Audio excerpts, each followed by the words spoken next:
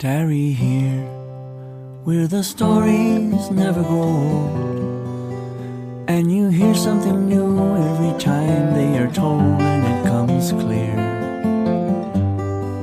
So tarry here, where it doesn't matter your age, and when we gather round the table, we all take the stage year after year. So tarry here. Welcome to the Enlighten Radio Storytelling Hour at enlightenradio.org. I'm Fanny Crawford. And I'm Stash Ziolkowski. Today is Monday, June 2nd, 2025. Our theme today is Liar's Tales, otherwise known as Tall Tales, Whoppers, and Lies. And we are celebrating a very successful Stories in the Round event last Monday. So I guess we're going to reprise our stories from that time period. Is that right, Stash? I think so. Something new. Okay. That's what we're planning on. And you're going to go first. Okay, then. I also want to thank Andy Offit Irwin for opening our show with Tarry here. And I actually had a conversation with Andy a few days ago because he's going to come and do a session for Stories in the Round the last Monday in July. And he's going to do a workshop for us in Frederick. So I hope, Stash, you'll put that on your calendar. That's the Saturday and Sunday before the last Monday in July. 3 days in a row. Wow. Yeah, that's a lot. I haven't left the house 3 days in a row for a long time. Well, if you can get to my house, I can drive you to Frederick. So. All right. Okay, so here's my liar's tale. Malamute Inuaa. Translation: sledge dog of the Mala people. This is a story from a long time ago, a different world. I was barely an adult, but I was a mom and a wife and working full time. And mostly we were all healthy and a little crazy. Back then, we had a dog named Sister. She was a Malamute, a kind of Alaskan sled dog, big and broad-shouldered, not as tall as a big German shepherd, but built wider, with smaller stand-up ears, and a very fuzzy 2-inch thick fur coat, a mixture of mostly gray, but also black and white. She had a full bushy tail that curled a bit.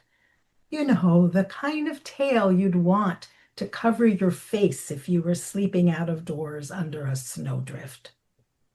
When children saw Sister for the first time, they often said, "Is that a wolf?" And they were not far off because Malamutes are a very old breed of dog, originally bred from wolves as hunters and sledge dogs by Mala Inuaa people who came from Siberia across the Bering Sea to Alaska at least 1,000 years ago, and maybe much, much more. Malamute dogs are different from Huskies, Greenland Eskimo dogs, and other northern and Arctic beasts of burden because they were bred not for speed, but for strength and endurance. Just 4 Malamutes typically make a team, and they can haul a 1,500-pound sledge. That's a working sled, not a sled for fun, on wooden runners, not metal blades, fully loaded, and then when released from the harness, run off in pursuit of game. And not just small game. They were trained to hunt grizzlies and polar bears. They also learned to find blowholes in the ice where walruses and seals and even small whales, any warm-blooded seafarers. Dinner, in other words. came up from the depths to breathe. I recently read about the discovery of the 10,000-year-old remains of a dog in Western Alaska near the Bering Sea, genetically similar to modern Malamutes. The scientists in charge named the bones of that dog Okay. Zokov, a good Siberian name. I've always been interested in anthropology and indigenous American history and Alaska. My husband Jose and I even visited Alaska once. While we were there, we checked out some museums, with dioramas of indigenous Alaskan villages and artifacts, spears and bows, and many, many stuffed animals, though no Malamutes that I remember. There was a wall full of old, late, and even early 19th century canoes and clothing and ceremonial pieces, even some hand-carved wooden masks. Some had a line or two of dark paint streaked across the top of the mask or down the side, but very solemn, dark, well-aged wood, sacred objects. At least they seemed that way to me. But I didn't know much about the Mala people, Malamute people, or dogs when Sister came into my life. She was adorable as a puppy. And Malamute dogs are fun-loving, and they love, love, love to play, especially with children. And then she had that long and illustrious lineage from across the Bering Sea. Malamutes are also big, strong, hard-working dogs, bred to be hard-working dogs. And if you don't keep them working hard, they will get in a lot of trouble. Sister was a sweet dog, but she never sat still enough to be very affectionate, and she had more energy than everyone else in the family combined. We had to take her for a run at least twice a day, or hiking for hours. A friend I worked with, Ellen, told me that Malamutes are puppies till they are at least 4 years old. According to Ellen, her Malamute, his name was Mike, had single-handedly eaten through 3 complete couches before he reached a Malamute adolescence. The first couch took him most of a day to eat. Ellen came home from work to find the shreds of her pull-out sofa bed scattered all over the whole house. She locked him in his crate for 2 days, so he would learn a lesson, she said. And then she bought herself another couch. That one lasted a week before the new couch smell wore off and Mike started in on it. This one took him only 3 hours. The last couch she bought, he ate in under 90 minutes. She didn't buy another till Mike was 5 or 6 years old, which is apparently the age of reason for Malamutes, such as it is, because he never ate another. My Malamute, Sister, was different. Her favorite activity was digging very deep, wide, long holes in our lawn. She preferred to work on a single hole for a week or 2 at a time, but we discouraged that. She could dig out a 5-foot by 5-foot by 5-foot cavern in about 6 hours. That was the maximum time we ever tried leaving her on her own outside, tethered on an overhead line stretched between 2 oak trees. We had to move her around the yard and fill in the holes behind her. Every day, we were afraid she'd dig so far under a tree that it would fall on the house. Sister's toys, the things she carried around with her or played with in the yard when she wasn't digging, cattle knee joints and shoulder blades from the local butcher, cost us a couple dollars a piece, but she finished those in less than an hour each. We tried to keep her in shoe toys, heavy-duty squeaking toys made of airplane-grade plastic, big nautical knots the size of my head, braided leather ropes 6 inches in diameter, encircling wooden balls. None of those cost less than $15 each, even 40 years ago. Actually, Sister was pretty good at finding her own toys if we let her wander a bit. The problem was she didn't come home for hours, 12 to 36 hours. And more than once, she came home with a chicken from our neighbor's coop. Not the best way to get along in that community. Her memorable found toys, aside from dead hens, were the 18-inch long, 12-inch diameter logs from the woodpile, the handle of a rusted out hoe she dug up all by herself from the garden, and a ceramic garden gnome she found underneath our house, and a patty pan squash about 18 inches in diameter, again, bigger than my head. We never figured out where she got that one. You know, patty pan squash, flat, round disc, pale green or yellow, sometimes white with scalloped edges. This one was monstrous. I wasn't growing squash then, and this was a squash on Miracle Grow steroids. So she must have brought it home on one of her unauthorized polar bear expeditions. Now, each woodpile log took her several days to chew up and I guess digest, but the patty pan squash she only occasionally nibbled at. She seemed to enjoy licking that cool, almost polished surface, maybe the fine texture of the skin. She certainly kept it clean, almost lovingly. And when it finally crumbled and fell apart, she did eat it. But that was weeks later, and she seemed bereft afterwards. And then one day, Sister returned home from her latest escape with a relic. This find was about the shape of the long-lost patty squash, but not as big. This was circular, about this big around, and maybe 3 inches deep, concave, and the edges were not scalloped like the patty pan squash, but they were perhaps intentionally more irregularly undulating or wave-like. There were 2 holes side by side on one side and another larger single hole at the other side. You could put your fingers through the holes. They went all the way through. You could see through the holes.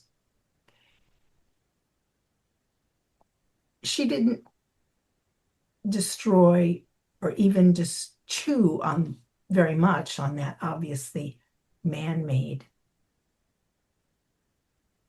item. She just held it between her paws and mouthed it, licked it, rubbed her face along the smooth surface. It kept her occupied for a time every day when she finished digging those huge holes. And it reminded me of those sacred masks I'd seen in the museum in Western Alaska, made by ancient far north immigrants who came from Siberia so long ago. Especially one mask in particular, made of dark, polished wood. It was one of the oldest items in the museum and had carved walrus tusk ivory made into the shape of human teeth and set in the hole at the bottom of the mask. That one, made by Mala Inupaas in the early 19th century, I didn't get to handle, but it was memorable and made me feel I was in the presence of something that was or had once been sacred to living people. There were no teeth and no ivory on this found object of Sister's, but I did feel awkward handling it, as if I didn't really have a right to it. And I cannot tell you what happened to Sister's prize relic, or even to Sister herself, for sure. She got away from us on one of her wanderings, and the relic was just gone, too. We grieved after our sweet, enigmatic Malamute for a long time. I'd like to hope that she only left us to find her way back to her origins, her country, and her people. Wow. That was, let me see, I timed you as we have done before, but I'm having a hard time with my, that was 14 minutes and 12 seconds. Oh, excellent. I was going for 15 minutes, so that's There good. you go. But you know what else I need is a time check from you because I forgot to set the timepiece going. Well, I have, let's see, 10, 17 minutes. Okay. Is that possible? Yes, Oh, because yeah. we had a very short introduction before. Yeah, we didn't take a long time. Okay, so yeah, my watch was 10:04 when we actually, Okay. got started. So that works. Good. So and that was interesting. Any other comments? um, yeah, I believe everything you said, almost. The eating a couch in 6 hours, and I mean, the eating things sounded a little bit strange, and the reason I thought it was strange is I've had pets a few times in my life, never at my own desire. Mm-hmm. I just, but I can't imagine having a pet that would destroy a piece of furniture and then getting a new piece of furniture before well, I that got. part of the story came from my friend. That was Oh, my I story. believe that, and I believe people do that. But I would have gotten rid of the dog before I got rid of the old furniture. Well, I think she replaced the furniture with used furniture. I don't think she went, and bought brand new furniture each time. Yeah. She was not out of her mind, but I do think she had faith that she had taught him a lesson each time. And she stopped buying furniture until he was 6. So, she gave up on furniture for a while, but then he grew out of it. But kept the dog. She kept the dog, yeah. What a strange, Well, we were young, we were in our early 20s. Oh, I thought you were going to say 7. No,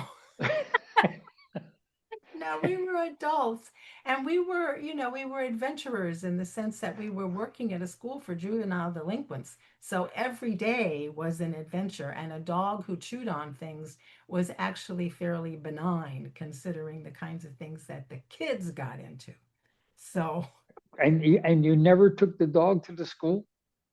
no, I never took my dog to the school. She lived at the school. We lived at the school for a while, but when we had this Malamute, we lived on a farm. So we had a lot of space, which was good because sister needed a lot of space. But Ellen, who had Okay, welcome, folks. Anyway, All right, John, here we go. sorry about that. So that was the end of part 1. The end of my story. There you go. After a brief interruption. And there you are. Stosh, do you want to chat or do you want to tell your story? Oh boy. Yeah. Well, I definitely want to tell the story. And then at the end of the story, I'd like to add to the story. Okay. As a separate little bit. Fair enough.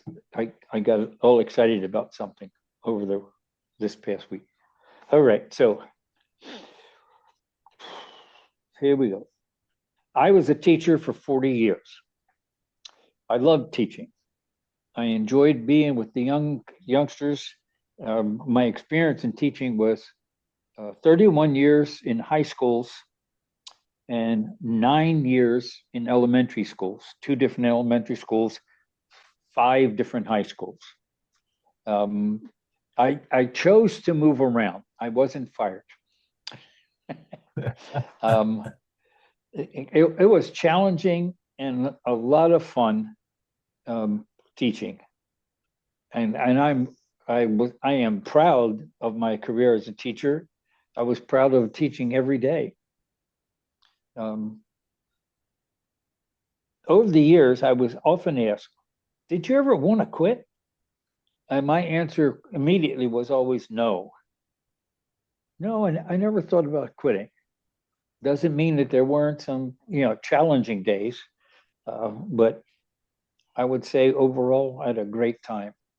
I've heard many times. I've heard people say, or I've seen it in books and that, if you love what you do, you'll never really have a job. You'll enjoy yourself. You'll have a good life.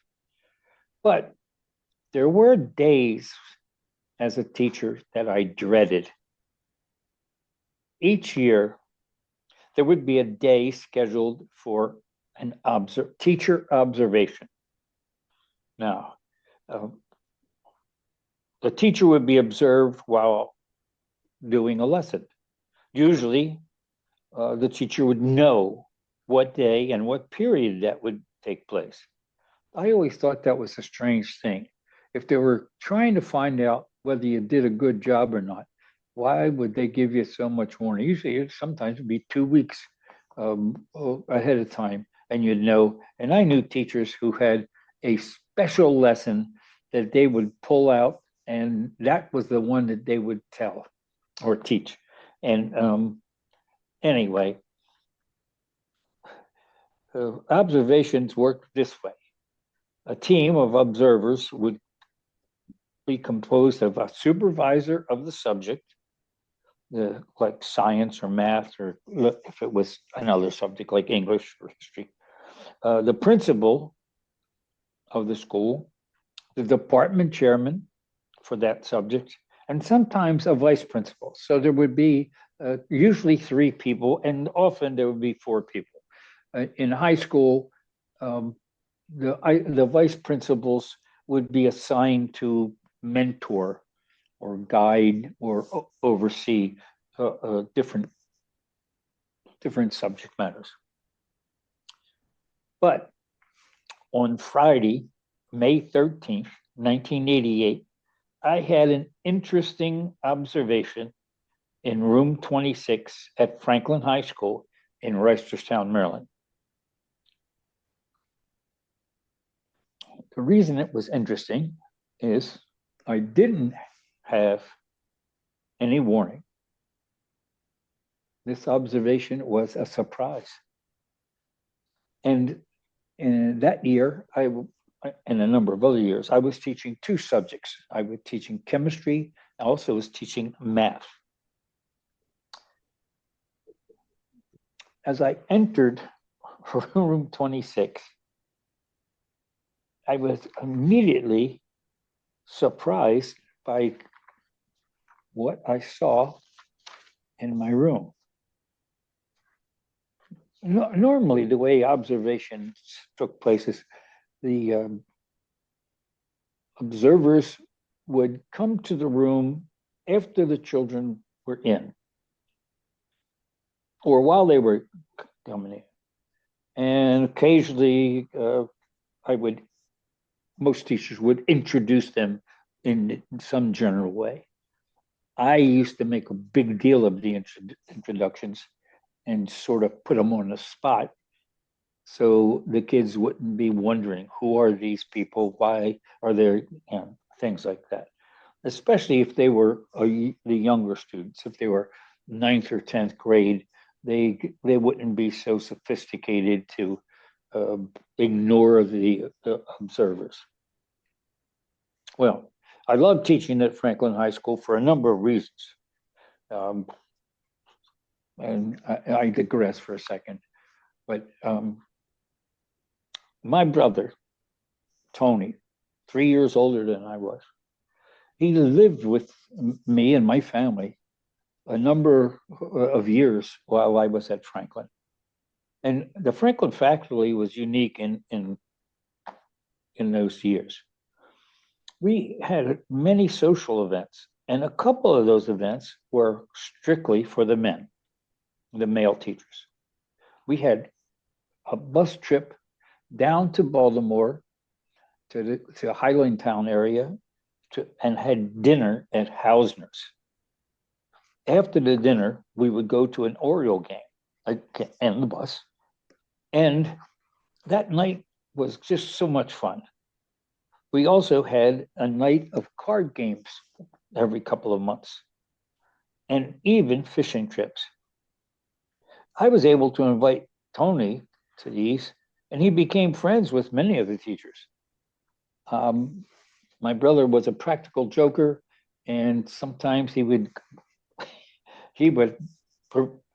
present lots of fun on our trips.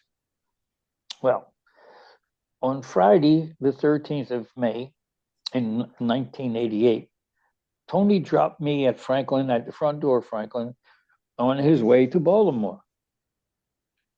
He worked as a United States Postal Service worker.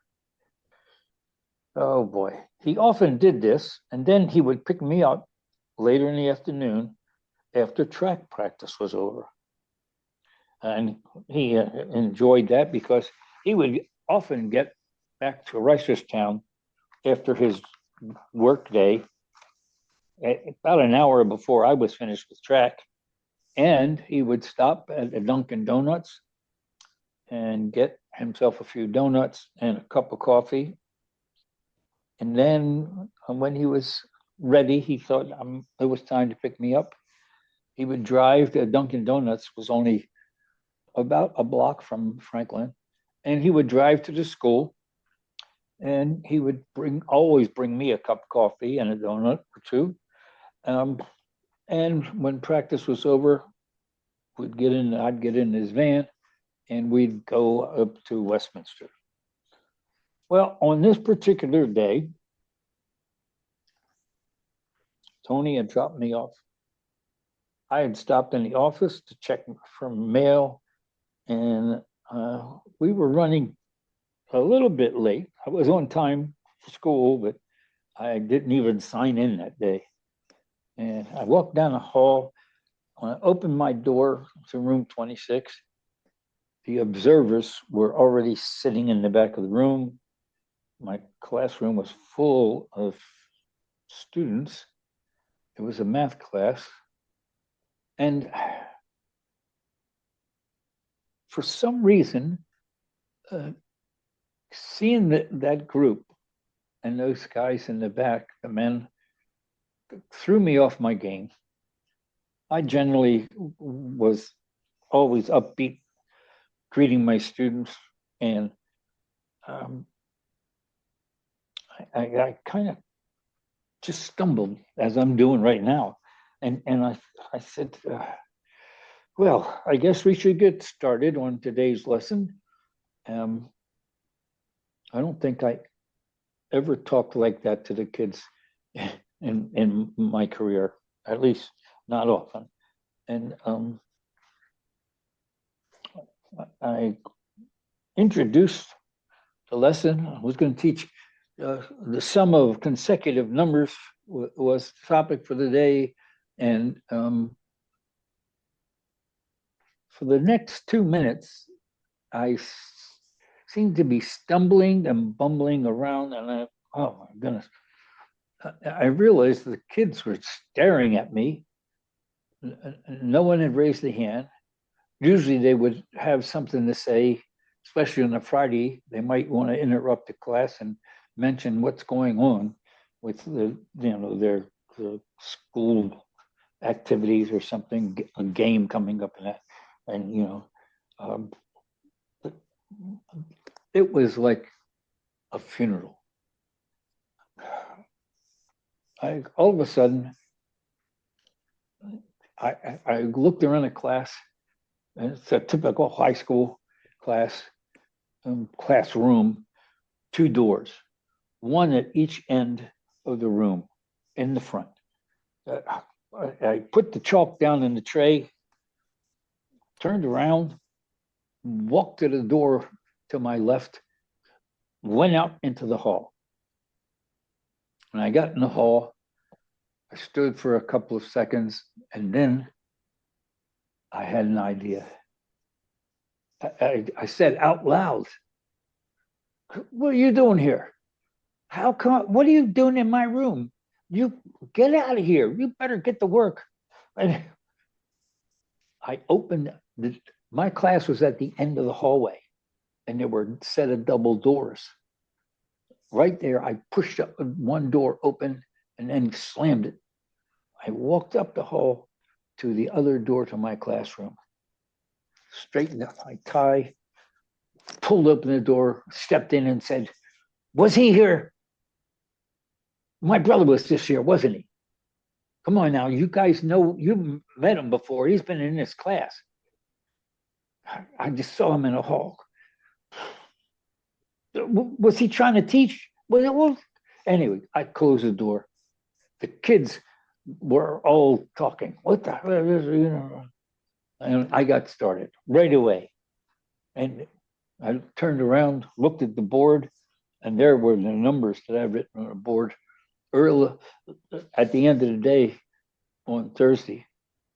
And I said, well, let's get started. Okay. Here's a clue to begin with. Look at these numbers. Who can tell me what they mean? And they were, right away, the first number on my left side of the board was 51388. The second number below that was 134. And then the third number was 11888. The fourth number, 32323. And the last number, 33188. One of the girls, Nancy, sitting in the second row, raised her hand. I said, yes, Nancy. She said, that first number, that's today's date. It's 5/13/88. That's, May 13th, 88. And I said, oh, very good. That's good. And okay, how about the second number? Nobody answered it. And then Nancy raised her hand again. I said, Nancy, what's up? She said, that 134, today is the 134th day of this year. And I said, really? And she said, yes. I have a calendar right here. And I looked in the calendar, and normally, anyway, it's the 134th day. Harry on the side. Yes, Harry. I know the third number. That's January 18th, 88. Really? And one of the other girls raised her hand and said, I thought it might be November 8th, 1988. I said, well, I haven't invented a time machine yet, so I wouldn't be putting up something that's going to happen in November yet. So, young man, what do you think is happening on January 18th, 1988? I don't know. I said, anybody else have an idea? Nobody took it. And I said, well, let me tell you, I'll give you a clue. It has to do with New York, and it has to do with what Sally is involved in. And look, Sally was in the theater. She was well known in school. She performed in musicals, and she performed in regular shows and everything. And well, they didn't have it. I said, okay, well, I'll tell you what it is. On January 18th, 1988, the first performance of Phantom of the Opera. And That's a wonderful, wonderful musical. Just then, John raised his hand and said, well, I know the next one. That was easy. Oh, really? I said, yeah, 323. That's March 23rd of this year, in fact. And the number 23 following that in parentheses, that was a clue to me right away because 23 is a famous number. And I said, really, why? Said, Michael Jordan. And I said, well, if that's a date, what did Michael Jordan do on that date? He said, Michael Jordan sprinted down the court, stepped hard on the right before the foul line, you know, where you take the free throws, leaped into the air, and before he came down onto the court, he had slam dunked the basketball. That was the first time anybody had done that. And it was so impressive that the Nike people made that image the relative to Jordan. They made that image. If you see it, it's like a shadow image. It's all dark. And he's got one leg forward and one leg back and his arm is up in the air. And some other boys would go, oh, yeah, right, that's right. Oh. And finally, I looked around and Joanne raised her hand and said, I know the last one because I read an article about that. And I said, well, what is it? The date is March 31st of this year, March 31st, 3/31/88. And that's the day that the Pulitzer Prizes are announced. And this year, Toni Morrison, who wrote the book Beloved, was the winner of the Pulitzer Prize for that novel. Well, the rest of the class was wonderful.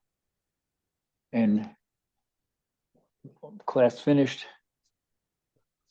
Everybody went out.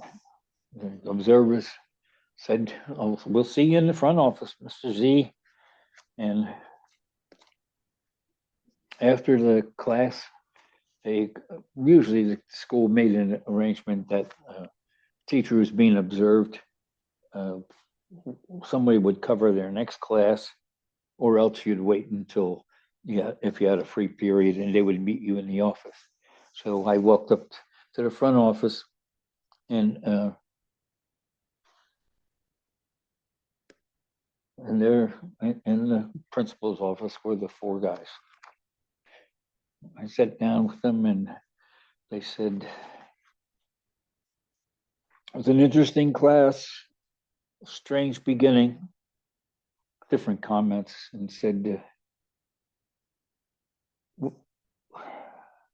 why did you leave the class the way you did and everything? And I said, well, I don't know what happened, but things weren't normal.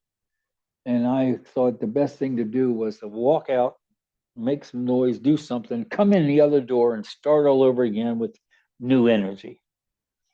And it seemed to work. Honestly, it did work.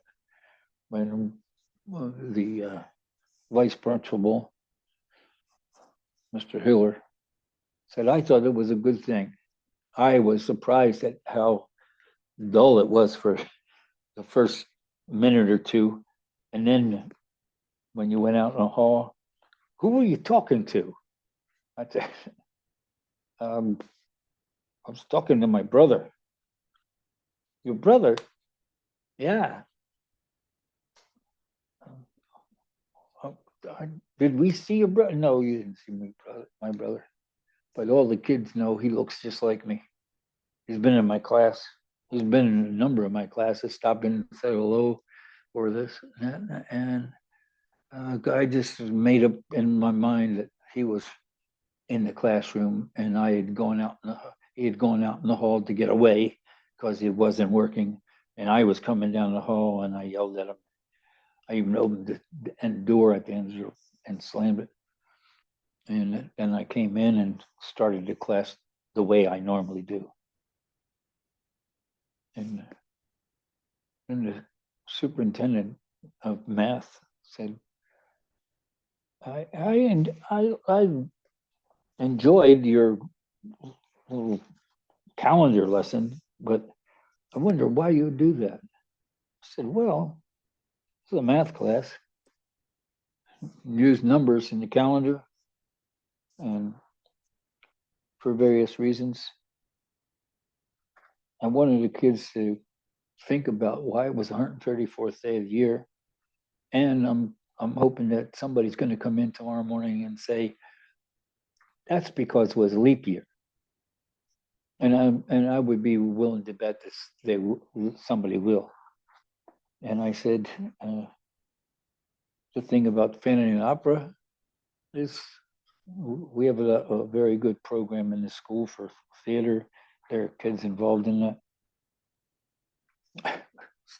So theater, the calendar, Michael Jordan, number 23, sports. Said, and then the arts. Toni Morrison's book, Beloved, has gotten great reviews. Said the kids aren't only in here to learn about numbers, but what numbers can do for us. How with the calendar, numbers can remind you of things that are important. And I don't want the kids to come in class and think that all I'm going to do is talk about numbers, multiplying, dividing, figure out answers to a problem. I want them to experience numbers in their life and to be comfortable with numbers. A lot of girls are told that when they're very young, don't worry about math, and the boys take care of that stuff, and they think that they're not supposed to be good in math. I try to teach them that they can be. So I want them to have a better experience than just doing mathematics. And I received a good report for that observation. My department chairman wrote that he thought it was a strange class, but he was glad to see that the kids seemed to be active and engaged. So that's my story. And we had a very good time. It's a good story, and it's a good tall tale too, because I know you elaborated on it, and that the basic story actually happened, but you spiced it up there. Yeah. So I have no idea about that. It was long, I think. Yeah, I think it was about 20 minutes. Yeah, that's what I got. So we now have a two halves Yes, that are about but we'll 40. put them together. Yeah. Or And John will I put thought of another thing about dates since the story that is very important to me. I'm very interested in the space program, still am, and just recently I saw a half an hour program that was on the internet about Voyager 1 and Voyager 2. And I'm not sure how much you know about those two vehicles sent out into space. They're not spaceships. Both of them are devices that make measurements as they go through the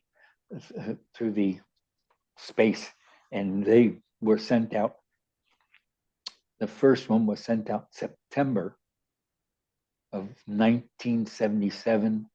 The second one was sent out in, or first one was August of 1977. Second was September of 1977.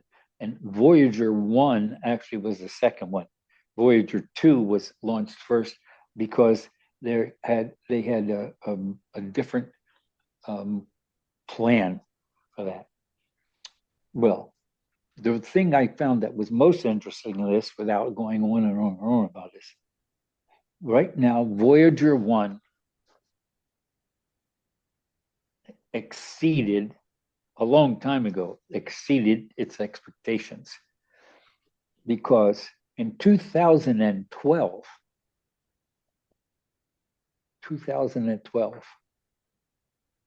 it had passed out of the solar system and was into what is called the heliotrope.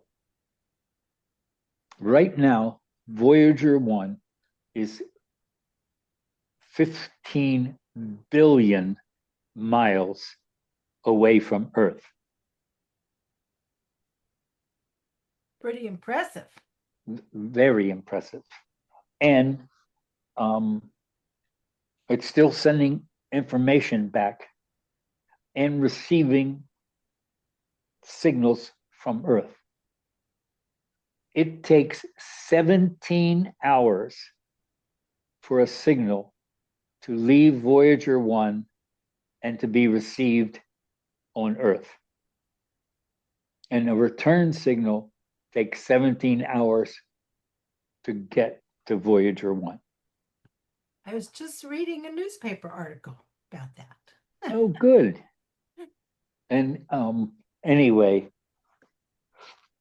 one of the things that I didn't teach in a ninth grade math class that I would teach now more often is so many people have no idea about the speed of light or what a light year is.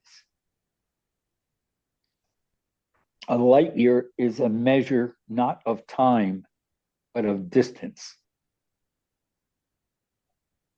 And the speed of light is a constant in the universe. And it travels at 186,282 miles per second. If you just think of that, that's beyond, that's just an incredible amount. And in 1 year,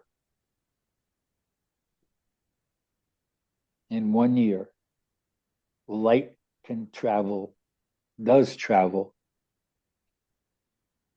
5.89 times 10 to the 12th miles. That is pretty amazing. It is just phenomenal. And I have never had an entire class. Later on in my teaching, I did teach astronomy for a couple of years. Never had an entire class that grasped the concept of a light year. There would be a few individuals who got it right away, but it was very difficult to get across to the kids that it wasn't about time. It was about distance.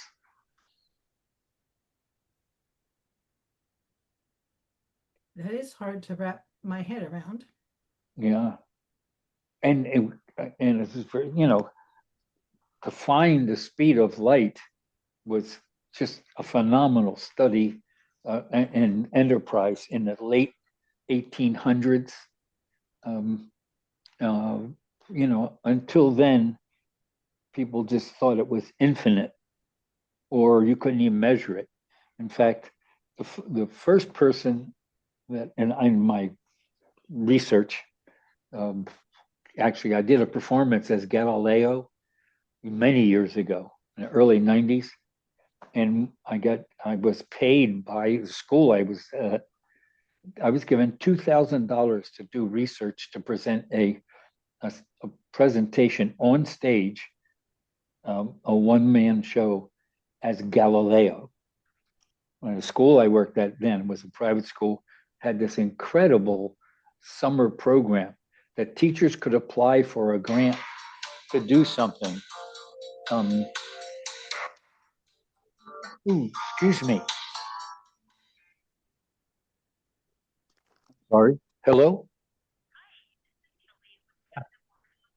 Yes. Okay. Thank you very much. Right. Bye. Oh. Hi, You're Fanny. going to tell us the joke I'm now, aren't you? what?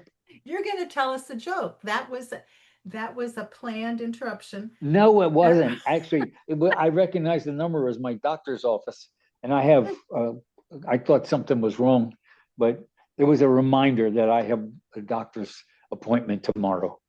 And I'm sorry. I panicked. I thought, oh my God, why are you That was calling like me? a comedy act where the stand-up comedian answers his phone and I, takes a little risk. I appreciate that, you know. Huh. Do you want that edit? Anyway, Do you want that to remain in or edited out? you Fine can with leave it. I me. don't It's care. You can leave it in amusing. if you don't mind. It's So a Stosh story. I want to finish that thing about Galileo, though.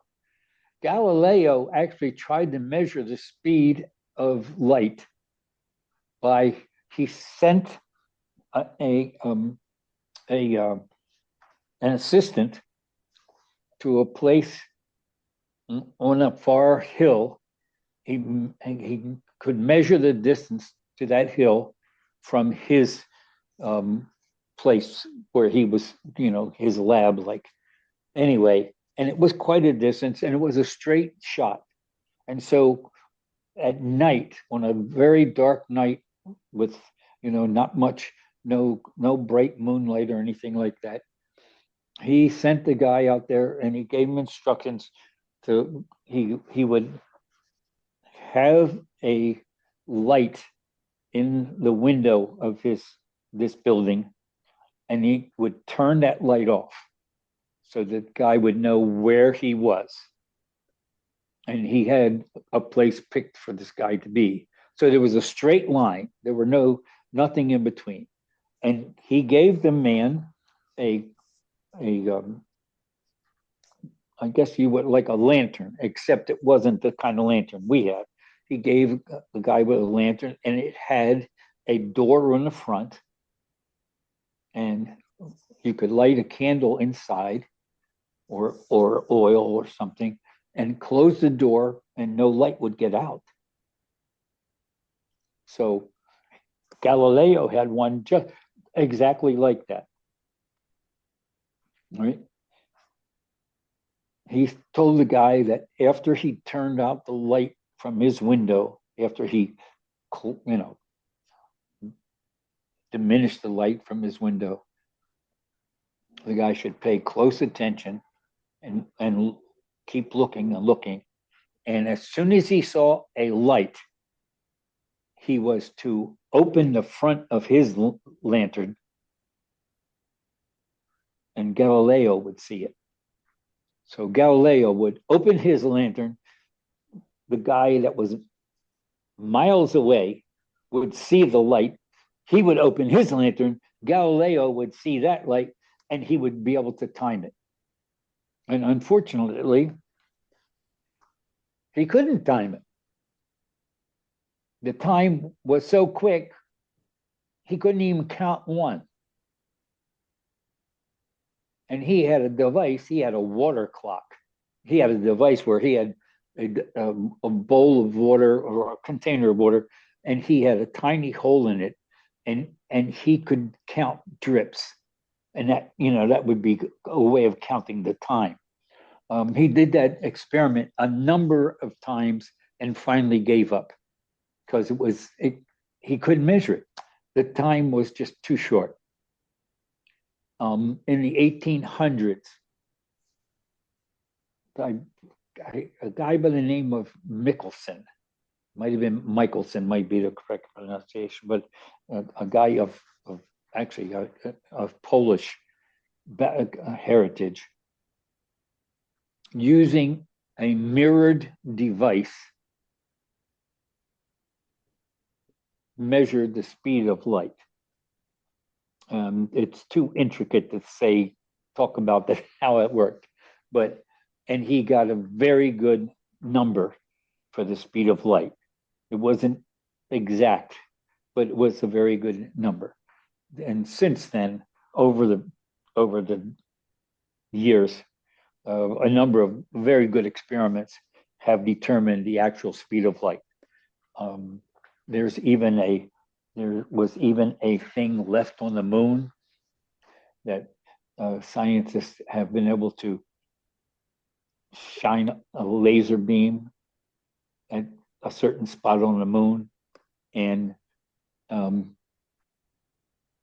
because the moon is 250,000 miles away, they could measure the time it took for that beam to get to the moon and back.